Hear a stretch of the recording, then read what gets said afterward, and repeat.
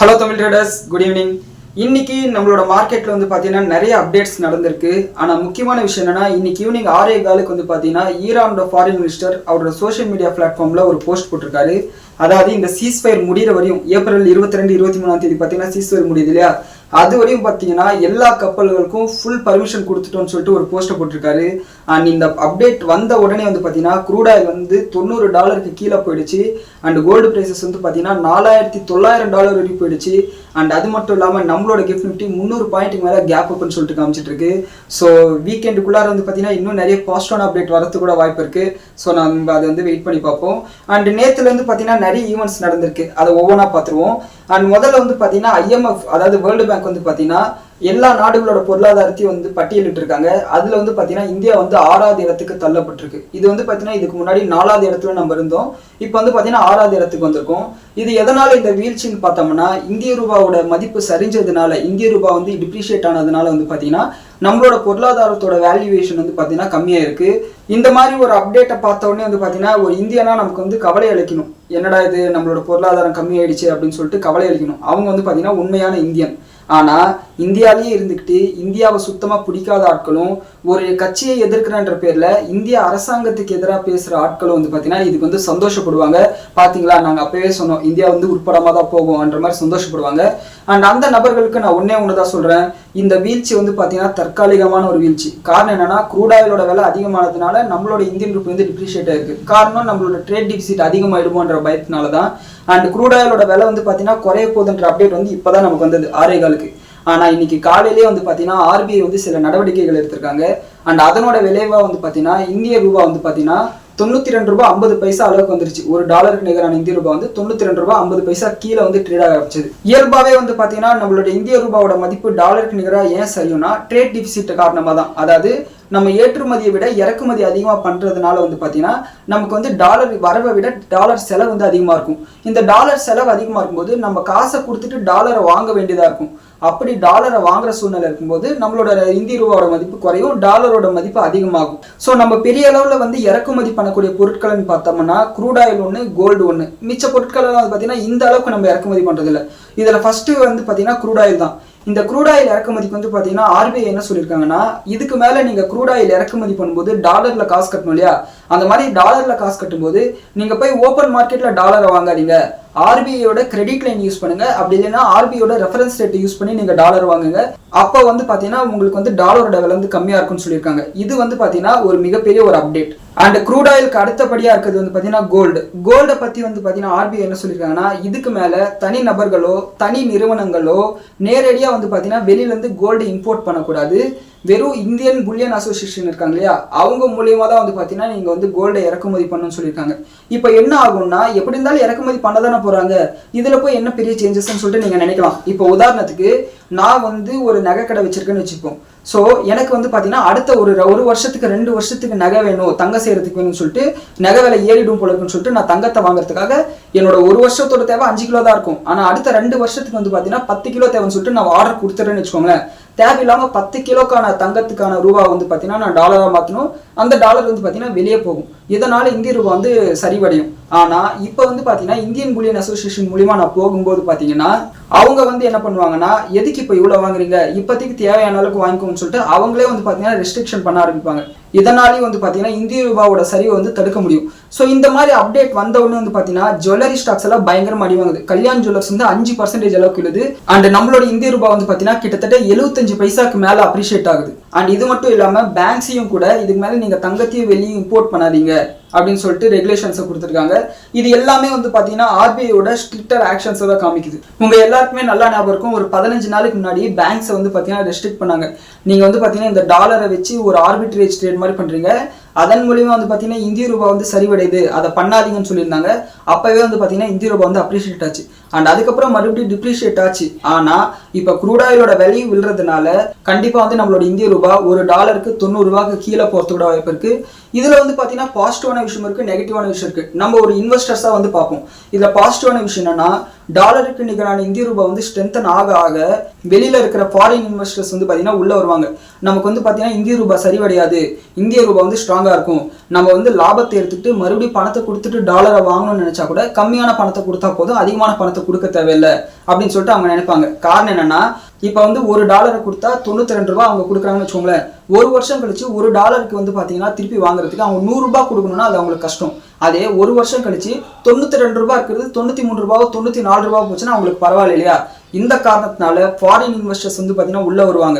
And ரெண்டாவது பாசிட்டிவான update என்னன்னா, நம்மளோட இந்திய ரூபாய் ஸ்ட்ரென்தன் ஆக ஆக நம்ம வந்து கம்மியான ரூபாய் வந்து பாத்தீங்கன்னா வெளியில கொடுத்தாலே போதும், அதாவது அதிகமான ரூபாவை கொடுக்க வேண்டிய அவசியம் இருக்காது நம்ம இறக்குமதி பண்ற பொருட்களுக்கு. இதனால வந்து பாத்தீங்கன்னா ட்ரேட் டிபிசிட்டும் பெரிய அளவுல கம்மியாகும். இது வந்து பாத்தீங்கன்னா ஜென்ரலா இருக்கக்கூடிய நம்மளோட பொருளாதாரத்துக்கு நல்லது. ஆனா மூணாவது என்னன்னா, சில ரா மெட்டீரியல்ஸ் வந்து பாத்தீங்கன்னா நம்ம வெளிநாடுகள்ல இருந்து இறக்குமதி பண்ணுவோம். அப்படி வெளிநாட்டுல இருந்து இறக்குமதி பண்ணும்போது டாலரோட மதிப்பு அதிகமா இருக்கும்போது நம்ம அதிகமா ரூபாவை கொடுத்து அந்த பொருளை இறக்குமதி பண்ற மாதிரி இருக்கும். இதனாலதான் வந்து பாத்தீங்கன்னா க்ரூட் ஆயிலோட விலை அதிகமாகும் போது அதனோட தாக்கம் மற்ற பொருட்களோட விலை அதிகமாகுன்ற பயத்தினாலதான் மார்க்கெட் எல்லாம் கிராஷ் ஆச்சு, இன்ஃபிளேஷன் ஃபியர்ஸ்னால. இப்போ இந்திய ரூபாய் ஸ்ட்ரென்தன் ஆகும்போது ஒட்டுமொத்தமா பணவீக்கம் வந்து பாத்தீங்கன்னா ஒரு கட்டுப்பாட்டுக்குள்ள வரும். இதுவும் வந்து பாத்தீங்கன்னா ஒரு பாசிட்டிவான விஷயம். அண்ட் நெகட்டிவான விஷயம் பார்த்தோம்னா, இந்த மாதிரி இந்திய ரூபாய் ஸ்ட்ரென்தன் ஆகும்போது இது நாள் வரையும் டாலர்ல சம்பாதிச்சுட்டு இருந்த கம்பெனி, ஐடி கம்பெனியா இருக்கட்டும், ஃபார்மா கம்பெனியா இருக்கட்டும், இவங்கெல்லாம் வந்து பாத்தீங்கன்னா என்ன பண்ணுவாங்கன்னா டாலர்ல வியாபாரம் பண்ணிட்டு அந்த டாலரை இந்திய ரூபாயில மாற்றும் போது அவங்களோட லாபம் வந்து பாத்தீங்கன்னா அதிகமா இருக்கும். உதாரணத்துக்கு ஒரு டாலர் வந்து பாத்தீங்கன்னா நான் வந்து எக்ஸ்போர்ட் பண்ணி சம்பாதிக்கிறேன்னு வச்சுக்கோங்களேன். ஒரு டாலருக்கு நிகரான இந்திய ரூபாய் வந்து பாத்தீங்கன்னா 92 ரூபாய் இருக்கும்போது எனக்கு வந்து மாற்றும் போது 92 ரூபாய் கிடைச்சிடும். அதே ஒரு டாலருக்கு நிகரான இந்திய ரூபாய் அப்ரிஷியேட் ஆகி 90 ரூபாய் எழுதுன்னு வச்சுக்கோங்களேன். இப்போ வந்து பாத்தீங்கன்னா ஒரு டாலரை மாற்றும் போது எனக்கு வெறும் 90 ரூபாய் தான் கிடைக்கும். 2 ரூபாய் வந்து பாத்தீங்கன்னா இயல்பாவே எனக்கு நஷ்டமாகும். இது வந்து பார்க்கும்போது சின்னசா தெரியலாம், ஆனா கோடி கணக்கில் வியாபாரம் பண்ணும்போது இந்த 2 ரூபாய் ஒரு டாலருக்கு கம்மியாகும் போது 1 கோடி டாலருக்கு 2 கோடி ரூபாய் கம்மியாகும். கிட்டத்தட்ட வந்து பாத்தீங்கன்னா 2% அளவுக்கு என்னோட ப்ராஃபிட் வந்து கம்மியாகும். இது வந்து பாத்தீங்கன்னா ஐடி கம்பெனி, ஃபார்மா கம்பெனிக்கெல்லாம் நெகட்டிவான விஷயம். ரெண்டாவது நெகட்டிவான விஷயம் என்னன்னா, இந்த மாதிரி இந்திய ரூபாய் அப்ரிஷியேட் ஆகும்போது தங்கத்துல முதலீடு பண்ணிருக்கிறவங்களுக்கு அது நெகட்டிவா வந்து அஃபெக்ட் பண்ணும் இன்டைரக்டா. அதாவது உதாரணத்துக்கு நீங்க ஹிஸ்டாரிக்கலா பாத்தீங்கன்னா 2013, 14, 15, 16, ஏன் 17, 18ஓட பாதி வரையுமே பாத்தீங்கன்னா கோல்டு பிரைசஸ் இன்டர்நேஷனல் மார்க்கெட்ல பெரிய அளவில் கிராஷ் ஆச்சு. 30%, 40% அளவுக்கு விழுந்தது. ஆனா நம்மளோட இந்தியன் மார்க்கெட்ல அந்த அளவுக்கு இல்லை. அந்த காலகட்டத்தில் வந்து பாத்தீங்கன்னா தங்கத்தோட விலை ஒரு சவரன் வந்து 20,000 ரூபாயிலே மெயின்டைன் இருக்கும். 20, 21, 22 இதுக்குள்ளாரே மெயின்டைன் ஆயிட்டு இருக்கும். காரணம் என்னன்னா, நம்மளோட இந்திய ரூபாய் வந்து பாத்தீங்கன்னா அதுக்கேற்ற மாதிரி டிப்ரிஷியேட் ஆகிட்டே வந்தது. அதனாலதான் வந்து பாத்தீங்கன்னா இன்டர்நேஷனல் மார்க்கெட்ல தங்கத்தினோட விலை விழுந்தாலும் கூட நமக்கு வந்து பாத்தீங்கன்னா பெரிய அளவில் தங்கத்தினோட விலை விழல, அதே விலையில வந்து மெயின்டைன் ஆயிட்டு இருந்தது. ஆனா இப்போ வந்து ருப்பி வந்து அப்ரிஷியேட் ஆகும்போது வந்து பாத்தீங்கன்னா இன்டர்நேஷனல் மார்க்கெட்ல தங்கத்தினோட விலை ஏறாம அதே மாதிரி இருந்துச்சுன்னா நம்மளோட தங்கத்துல முதலீடு பண்ணிருக்கிற பணம் வந்து கம்மியாகிறதுக்கு வாய்ப்பு இருக்கு. இது வந்து பாத்தீங்கன்னா கோல்டுல இன்வெஸ்ட் பண்ணிருக்கவங்களுக்கு நெகட்டிவான விஷயம். ஆனா நம்மளோட இந்திய ரூபாய் அப்ரிஷியேட் ஆச்சுன்னா நெகட்டிவை விட பாசிட்டிவ் தான் நம்மளுக்கு அதிகம். அதனால நம்மளோட இந்திய ரூபாய் அப்ரிஷியேட் ஆகிறது நம்மளுக்கு நல்லது தான். அண்ட் அடுத்து வந்து பாத்தீங்கன்னா நம்மளோட மார்க்கெட் அனாலிசிஸ்க்கு வந்தோம்னா, நேற்று அமெரிக்கன் மார்க்கெட் எல்லாமே வந்து பாத்தீங்கன்னா பாசிட்டிவா தான் முடிஞ்சது. காரணம் என்னன்னா, நேற்று நைட் வந்து பாத்தீங்கன்னா ட்ரம்ப் வந்து ஒரு அறிவிப்பு கொடுக்குறாரு. இந்த மாதிரி இஸ்ரேலும் லெபனானும் அடுத்த 10 நாளைக்கு சீஸ்ஃபயர் அனௌன்ஸ் பண்ணியிருக்காங்க, எந்த விதமான தாக்குதலும் நடக்காதுன்னு சொல்லியிருக்காங்க. நம்ம நேற்று வீடியோல சொல்லியிருந்தோம், இந்த இஸ்ரேல் ஈரான் பிரச்சனை முடிஞ்சாலே இந்த ஒட்டுமொத்த பிரச்சனையில பாதி பிரச்சனை முடிஞ்ச மாதிரி, மிச்ச பாதி பிரச்சனை வந்து பாத்தீங்கன்னா ஈரானும் அமெரிக்காவும் உட்காந்து பேசினாங்கன்னா முடிஞ்சிடும் அப்படின்னு சொல்லிட்டு பேசியிருந்தோம். பாதி பிரச்சனை முடிஞ்சிருச்சு. அந்த காரணத்தினால வந்து பாத்தீங்கன்னா மார்க்கெட் வந்து ஏறி இருந்தது. ஸோ மார்க்கெட் ஏறி இருந்தாலும் நம்மளோட கிஃப்ட் நிஃப்டி வந்து பாத்தீங்கன்னா நெகட்டிவா காமிச்சது. காரணம் என்னன்னா, அமெரிக்காவோட வார் செக்ரட்டரி பீட் எக்ஸர்ட்னு சொல்லிட்டு ஒரு நபர் இருக்கார். அவர் வந்து என்ன சொல்றாருன்னா, நாங்க நினைச்சோம்னா எத்தனை நாளைக்கு வேணாலும் இந்த மாதிரி ஸ்டேட் ஆஃப் ஃபார்மஸை மூடி வைப்போம், எங்களால முடியும். அண்ட் அது மட்டும் இல்லாம நாங்க எல்லாம் ரீலோட் பண்ணிட்டு காத்துட்டு இருக்கோம், தேவைப்பட்டா மறுபடியும் நாங்க சண்டைக்கு போவோம்னு சொல்லிட்டு சொல்றாரு. இந்த மாதிரி அவர் பேசின உடனே வந்து பாத்தீங்கன்னா க்ரூட் ஆயிலும் வந்து நேற்று நைட்டு வந்து 9 மணிக்கு மேலே ஏறிட்டே போகுது. ஒரு ஸ்டேஜ்ல வந்து $100 பக்கத்துல போயிடுச்சு. அதாவது $99 80 சென்ட்டுக்கு போகுது. இன்னும் ஒரு 20 சென்ட் சேர்ந்துதான் $100 டச் பண்ணிருக்கும்.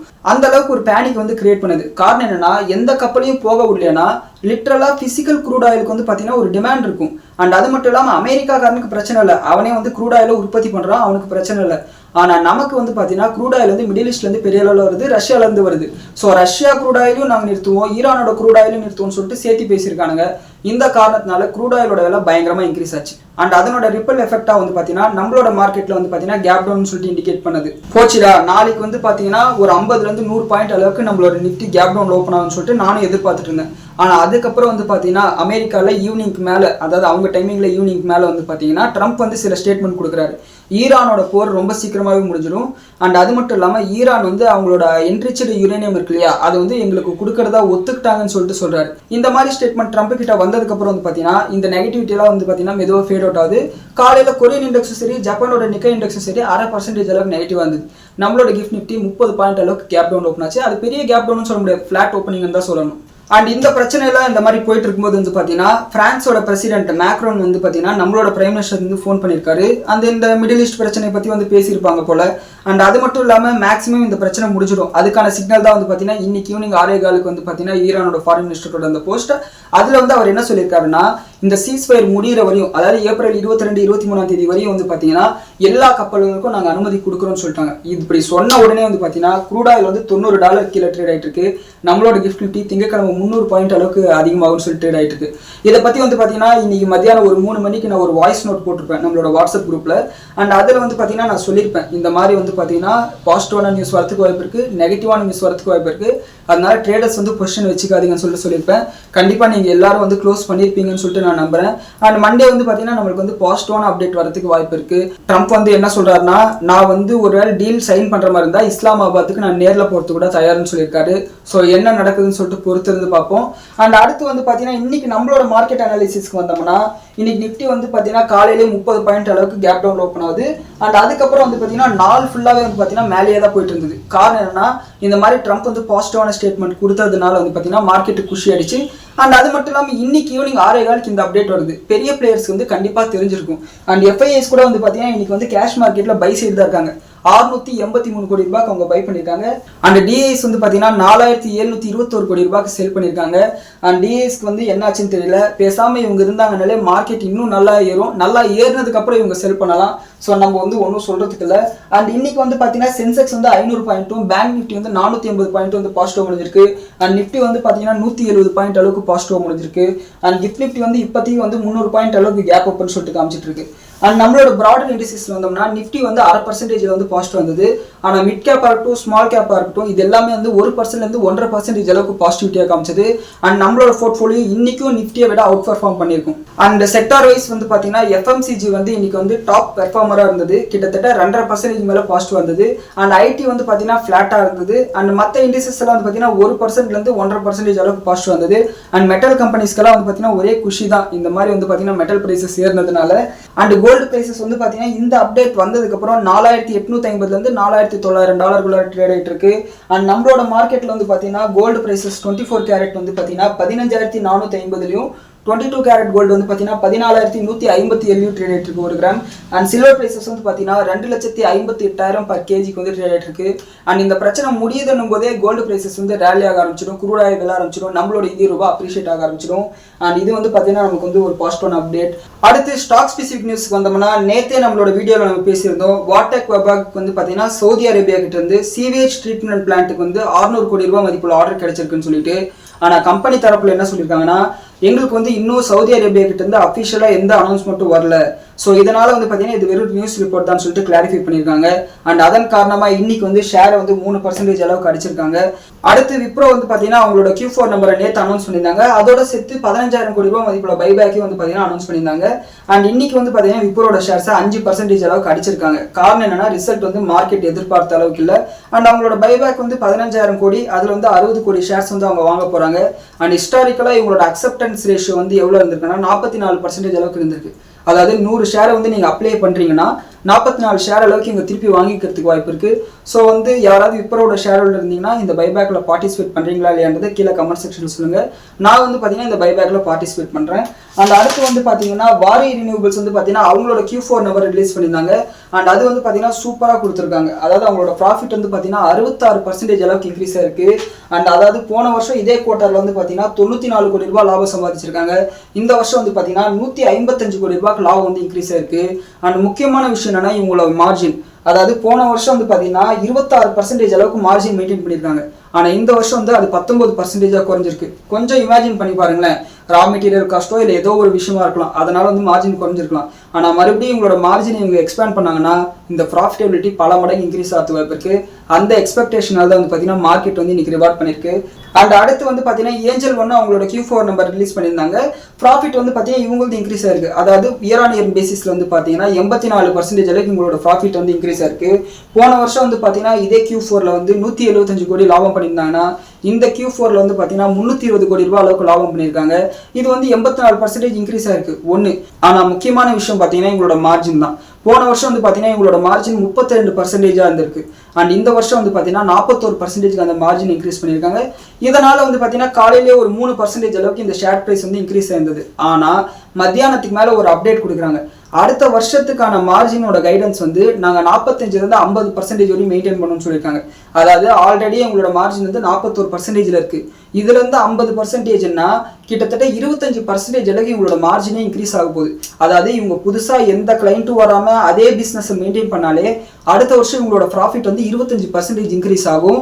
ஒருவேளை இவங்களோட பிசினஸும் பெருசாச்சுன்னா இவங்களோட ப்ராஃபிட் வந்து இன்னும் இன்க்ரீஸ் ஆகுன்ற காரணத்தினால இன்னைக்கு ஒரு ஸ்டேஜ்ல ஏஞ்சல் ஒன் வந்து பாத்தீங்கன்னா 10% அளவுக்கு இன்க்ரீஸ் ஆயிருந்தது.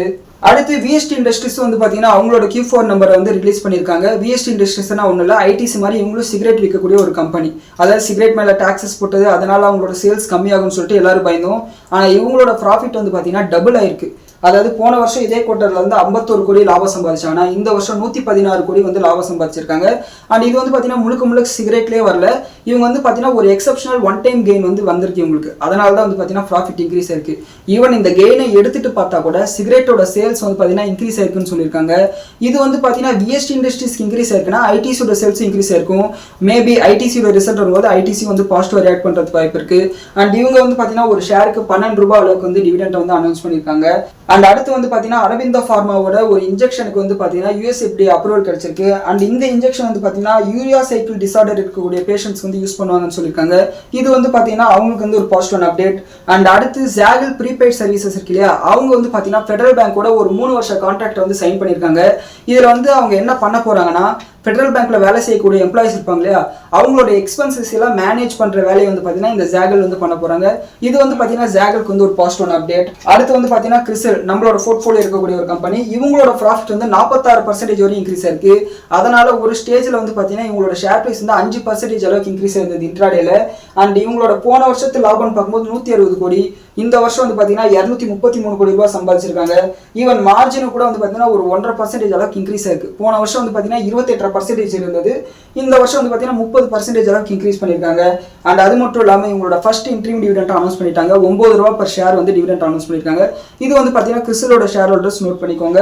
அடுத்து வந்து பார்த்தீங்கன்னா பஜாஜ் கன்சியூமர் வந்து பார்த்தீங்கன்னா அவங்களோட Q4 நம்பர் வந்து ரிலீஸ் பண்ணியிருக்காங்க. அண்ட் இவங்களோட நம்பர் வந்து பார்த்தீங்கன்னா சூப்பராக இருந்திருக்கு. இவங்களோட லாபம் வந்து ஆல்மோஸ்ட் டபுள் ஆயிருக்கு. அண்ட் இவங்களோட ஷேர் பிரைஸ் வந்து பார்த்தீங்கன்னா 7% அளவுக்கு இன்க்ரீஸ் ஆயிருக்கு. அண்ட் இதுதான் வந்து பார்த்தீங்கன்னா இன்னைக்கான stock specific news. And Monday வந்து பார்த்தீங்கன்னா கண்டிப்பாக மார்க்கெட் வந்து பயங்கரமாக ஏறப்போகுது. இதுக்கு மேலே வந்து பார்த்தீங்கன்னா பிரச்சனை முடிஞ்சிருச்சுன்னே நம்ம எடுத்துக்கலாம். காரணம் என்னன்னா ஈரானோட ஃபாரின் மினிஸ்டர் வந்து சொல்லிட்டாங்க, நாங்கள் எல்லா கப்பலையும் வந்து பார்த்தீங்கன்னா சீஸ்ஃபயர் முடிகிற வரை திறந்து விட போகிறோன்ட்டு. இதுவே வந்து பார்த்தீங்கன்னா டீஎஸ்கலேஷனுக்கான முதல் அறிகுறியாக நம்ம எடுத்துக்கலாம். அண்ட் நான் வந்து பார்த்தீங்கன்னா என்னோட போர்ட்ஃபோலியோவில் ஒரு 20% கேஷாக தான் மெயின்டைன் பண்ண, எந்த ஷேர்ஸும் வாங்கலை. காரணம் என்னன்னா ஒருவேளை இந்த பிரச்சனை உலக போரா மாறிடுச்சுன்னா அடுத்த 5 வருஷத்துக்கு வந்து பார்த்தீங்கன்னா மார்க்கெட் ஏறாமலே போயிடுச்சுன்னா என்ன பண்ணுறதுன்ற ஒரு பயத்தினால நான் என்னோட போர்ட்ஃபோலியோவில் ஒரு 20% கேஷாக மெயின்டைன் பண்ணேன். அது இன்றைக்கும் வந்து கேஷாக தான் மெயின்டைன் பண்ணுறேன். இருந்தாலும் வந்து பார்த்தீங்கன்னா எனக்கு எந்த விதமான ரெக்ரெட்ஸும் இல்லை. காரணம் என்னன்னா நாம வந்து பார்த்தீங்கன்னா ட்ரம்ப் இருக்கிற வரையும் வந்து பார்த்தீங்கன்னா ஒரு நிரந்தரம் இல்லாத உலகத்தில் தான் நம்ம வாழ்ந்துட்டு இருக்கோம். ஏன்னா வந்து தூங்கி எழுந்தா யார் கூட அவர் சண்டை போடுவார்னு அவருக்கே தெரியாது. அதனால வந்து பார்த்தீங்கன்னா நம்ம கவனமாக இருக்கிறதுல எந்த தப்பும் இல்லை. அண்ட் இந்த போர் காலகட்டத்தில் உங்களோட ஷேர் மார்க்கெட் பயணம் எப்படி இருந்துச்சுன்னு சொல்லிட்டு நீங்கள் கமெண்ட் செக்ஷனில் சொல்லுங்கள். அண்ட் நான் ஏற்கனவே சொன்ன மாதிரி வந்து பார்த்தீங்கன்னா நம்ம 2500 சப்ஸ்கிரைபரை தாண்டி இருக்கோம். நாளைக்கு வந்து பார்த்தீங்கன்னா நம்ம வந்து கேக் வெட்டி கொண்டாடலாம். அண்ட் அந்த வீடியோ வந்து ஒன்று நாளைக்கு வரும், அப்படி இல்லைன்னா சண்டே வந்து நான் போஸ்ட் பண்ணுறேன். அண்ட் உங்களோட ஆதரவுக்கும் அன்புக்கும் என்னோட நன்றிகள்.